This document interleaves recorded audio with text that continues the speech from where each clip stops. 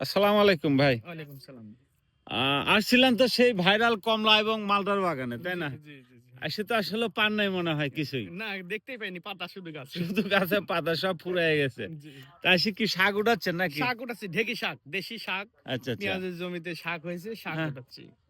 এটাও একটা ভালো। আসছেন বেড়াইতে যে কমলা মালটার বাগানে আ বেড়াইতে আসে আপনার যেহেতু ওটা পান নাই, আ বাসার জন্য শাক উঠাই নিয়ে যাচ্ছেন। এটা তো আর টাকা সুন্দর লাগছে। যে এই সুযোগে এই আপনার ছুটির দিনে আসছিলেন আইসে আমরা আসছি বিনোদনের জন্য, যেকোনো একভাবে বিনোদন হলেই হয়েছে।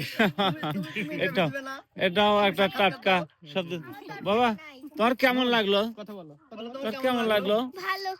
ভালো। না, আসলে বলো তো যে মালটা কমলা তো এসে দেখতে পাও নাই। বাগানে এসে শাক উঠাইলাম। না, আমি শাক নিব না। শাক নেবে না?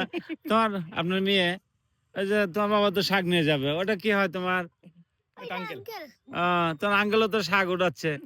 যাক, এটাও একটা আলাদাই। উঠান উঠান উঠান। উঠাই নিয়ে যান। আপনার বিয়ের বাগানে ওই যে আরেকজন আছে। যাক, আলহামদুলিল্লাহ। প্রিয় দর্শকরা, তো এখন আসলে যারা মালটা বাগানে এখনো আসতেছেন কিন্তু কমলা মালটা পাবেন না হয়তো। পাশাপাশি কিন্তু সবজি আছে আপনার। অনেকেই দেখলাম আপনার কিনে নিয়ে গেল আপনার ফুলকপি। হ্যাঁ। ফুলকপি কিনে নিয়ে গেল মানে ক্ষেতের অনেক থেকে। কম দাম এখানে, অনেক আসলে কম দাম। মানে দামও কম, তাই না? হুম। আসলে তো পেঁয়াজের এগুলো জমি আমরা পাবো। হাট বাজারে কিনতে পাই, তারপরেও এখানে এসে হাতে একদম করে জমি থেকে উঠানোর পাতা আলাদা সহ নিয়ে যাচ্ছে, তাই না? এই পাতাও কিন্তু আবার আপনার আলাদা ভাজি করে খাওয়া যাবে, খুব সুন্দর।